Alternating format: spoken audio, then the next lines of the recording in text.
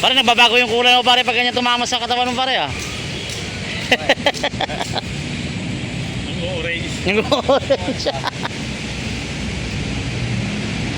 Alright mga kaibigan, magandang araw po sa inyo lahat. Nandito po tayo ngayon sa may long lost. Ayan, long lost Hidden Garden mga kaibigan. Ito po yung isa sa mga lugar na pinaganda ni Yorme way back nung nakaupo pa siya 3 years ago. Ayan. So mga kaibigan, balikan natin ito at nakita natin ngayon mga kaibigan. Ito yung binisita ni Yorme last time at ngayon ay ibabalik ito sa dating ganda. Kung ano po yung dati, mas papagandahin pa lalo. So mga kaibigan, yung mga halaman dito ay tataniman ng bago to ng ating PDO. Ayan. So itong mga part dito ng mga grass dito ililinisin na to at actually nalinis na nga pero mas ayusin pa to, papalitan siguro ng bago para mas maganda pa lalo tingnan. Ibabalik ito sa dating ganda. So ngayon mga kaibigan, salamat din sa engineering department, dito po sa flood control department, kasi dito po yung mga office nila, sa heavy department, sa heavy equipment department. Ayan, maraming thank you po sa kanilang suporta sa pagbabalik at pagpa-renovate itong Hidden Garden. So wala na po yung coffee shop dito, pero may bago daw ibabalik dito sa Hidden Garden. So ito yung dating coffee shop pero nawala na po, papalitan po ng bago. So ngayon nakikita natin yung mga problema ho rito. Itong mga bricks na to mabilis magkalumot, especially pag sa panahon ng tag-ulan.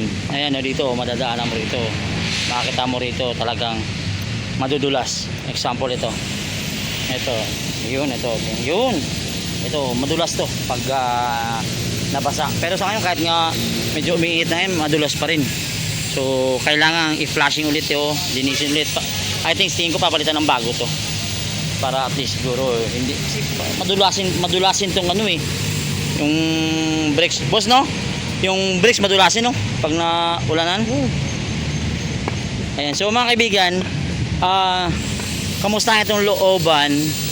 Kasi nga dito daw may nakikitang mga kubol-kubol na nakatayo rito sa loob ng Hidden Garden. So kumbaga parang sekretong kubol-kubulan. Actually matagal ko na ito nakikita dito, matagal na panahon ng time pa ni Yorme, may mga kubol-kubol na rito. Pero sa utos ni Yorme ngayon kailangang linisin at mas pagandahin pa ulit itong Hidden Garden. So itong likod mga kaibigan, ito isa sa mga sakop ng Hidden Garden to. Nagiging parkingan na rin. Ito oh. Boss! Parang bumapayat ka. Oh. Para bibisitahin ko mga itong looban. Matagal ko din nabisita to eh.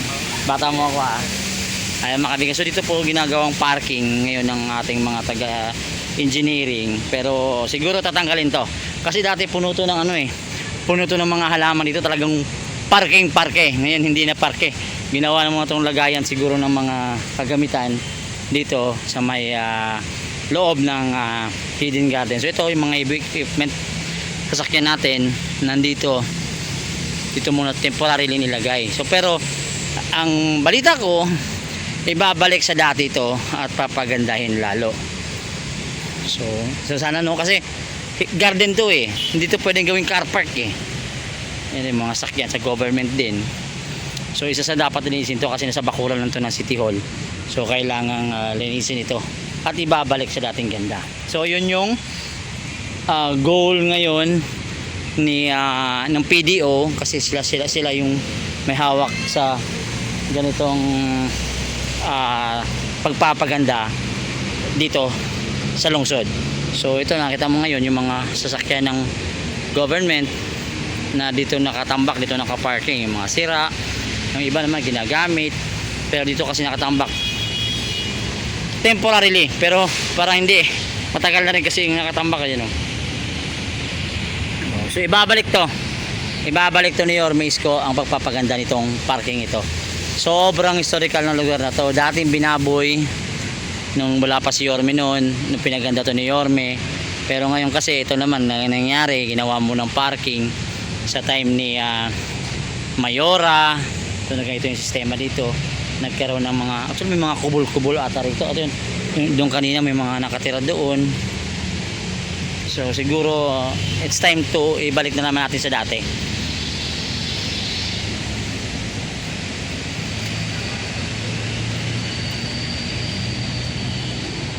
Yun, ito yung mga sakyan ng government din. So I think kailangan hanapan ng magandang lugar to. Sa akin lang, opinion ko lang naman.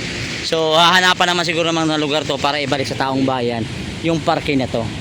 No, tingnan nyo dito mga kaibigan. Ito yung sa gitna papuntang island, papunta pong City Hall. Ayan, pag tinagos mo to, ayan. Yan po yung parking area na dating kinuha din ng City Hall. Andyan din yung Intramuros. Pero mga kaibigan, yak talaga. Ang daming ginawa tong CR. Diba? Ginawang CR, yan makita nyo. Dumi ng tao. Sa mga kamakain dyan, pasensya. Talagang ganito dito. Ayan o, may mga ibang tao.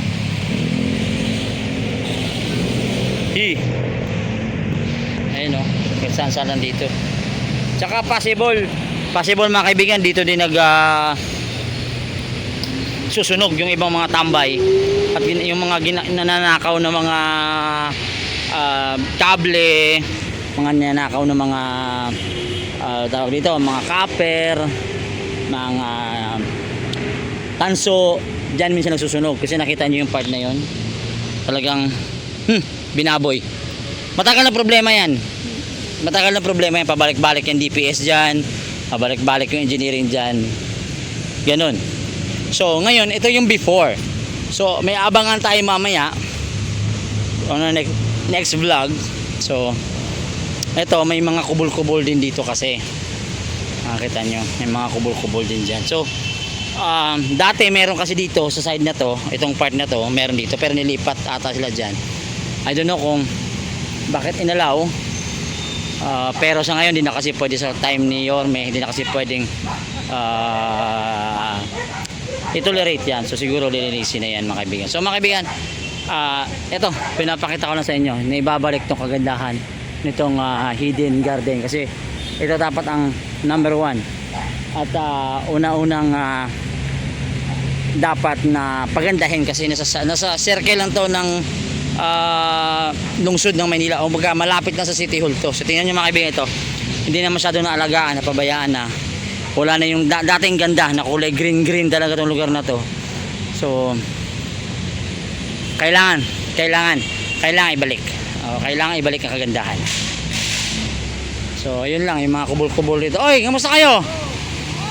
Oh, eto na-miss nyo na ako. Actually si tatay lagi kong kasama to dati. Kamusta ka na, tay? Dito na ako nagwawalis. Alam mo yung binibigay sa atin? Sa linggo, 200 lang. Sino bigay sa'yo? Boss Egay. Si Boss Egay. Inaabutan ka na lang. Para pang ano mo lang, pang... Bili lang sabon, kape. Oo. Yung pagkain ko. At least, thank you kay Boss Egay. Oo. Dati di ba dyan ka sa may gilid? Oo. So kamusta ka? Pinalis ka dyan? Actually, bawal yun. Actually, bawal yun. Pero dito kasi, I think bawal din to. Alam mo naman to. Alam mo naman, friend, di ba? Di ko na kailangan explain, friend. So anong plano nyo, friend? Sinabihan na ba kayo? Anong sabi sa inyo? Di ba naman kami pinakausap kami?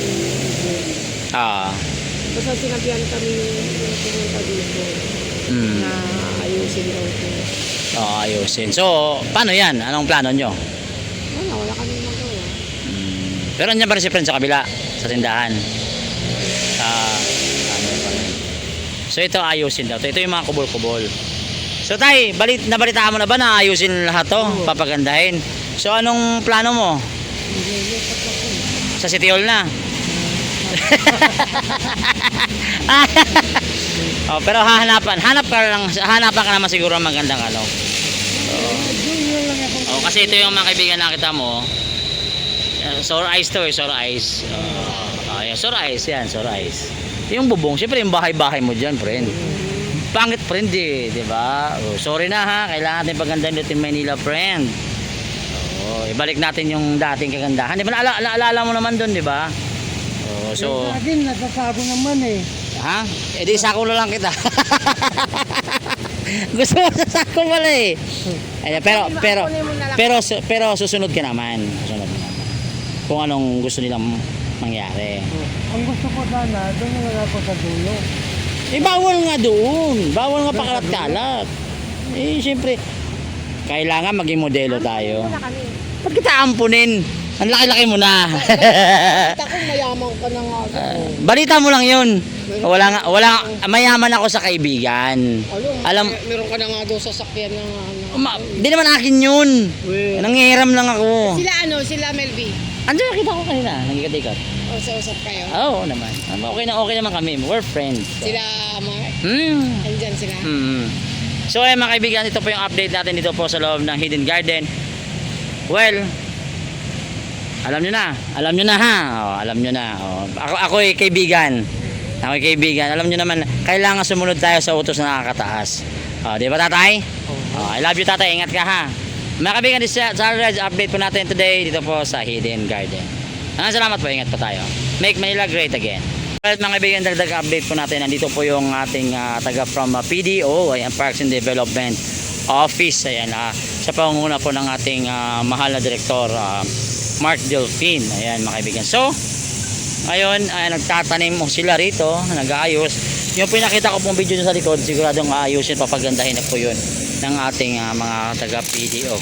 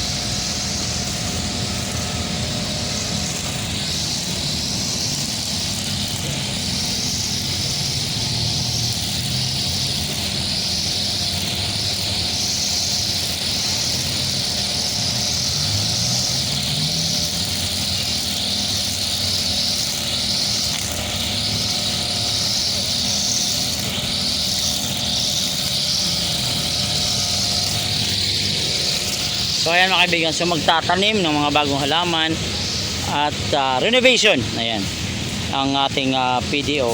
Nakita nyo mga kaibigan, no? Bagong tanim lang ho yan. So papagandahin po itong Hidden Garden mga kaibigan. Ibabalik po sa ganda at ningning itong Hidden Garden dito po sa lungsod po ng Maynila. So ito po yung lagos nila papuntang City Hall. Ayan, so yung lagos nila sa kabilang side po yun. So ito papunta po to ng Arroceros Park sa kabilang side. Kabilang side po papunta ng Intramuros. Ayan, so nakita nyo, nilinis po at inayos so rito ng ating mga kawani sa lungsod ng Manila ang mga paligid-ligid, especially malapit po dito sa City Hall. So ayan mga kaibigan, abangan nyo kung anong magiging restoration sa lugar na to. Kasi dati, napaganda na to, ngayon mas lalong papagandahin po ito.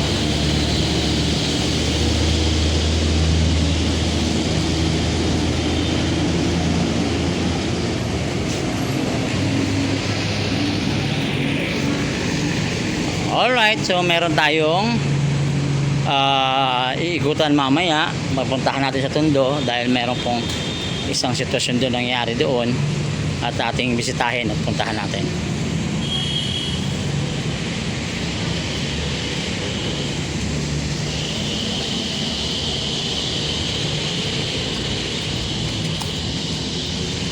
Itong part na to medyo madulas pa to.